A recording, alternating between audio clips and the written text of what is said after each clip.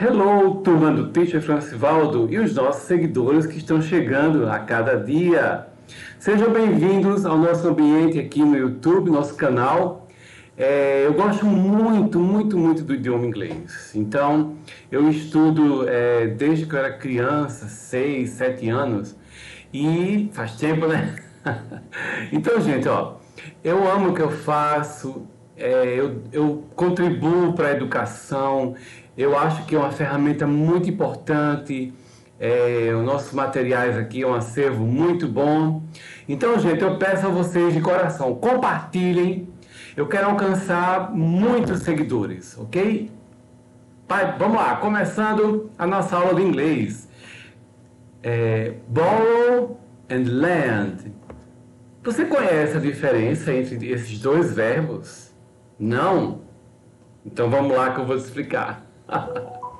Vamos entender a diferença entre os verbos borrow and lend em inglês e como usá-los corretamente em diferentes situações. Este é um oferecimento do Teacher Francivaldo Moreno. Bate palma aí! Vamos lá. Primeiramente, o que seria borrow?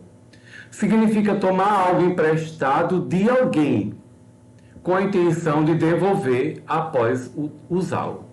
Então, pega emprestado de alguém e você tem a intenção de devolvê-lo após usá-lo. Então, definição de lend, olha só, significa emprestar algo a alguém, fornecendo temporariamente, ok? Quando e qual seria a diferença entre estes dois verbos? Borrow and lend.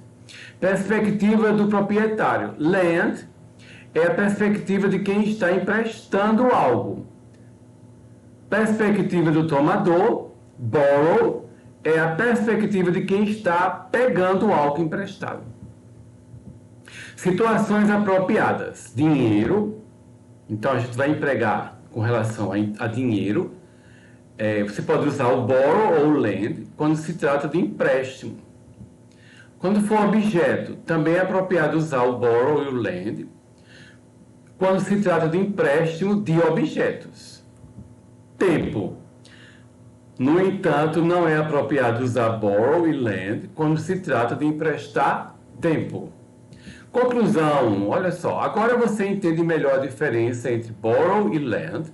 E quando usar cada um deles, lembre-se de usar esses verbos corretamente para se comunicar de forma clara e eficaz em inglês. Curte, compartilha o nosso trabalho. Bye, bye! Nesse mês de abril a gente vai estar aqui com dicas do Teacher Francivaldo Moreno.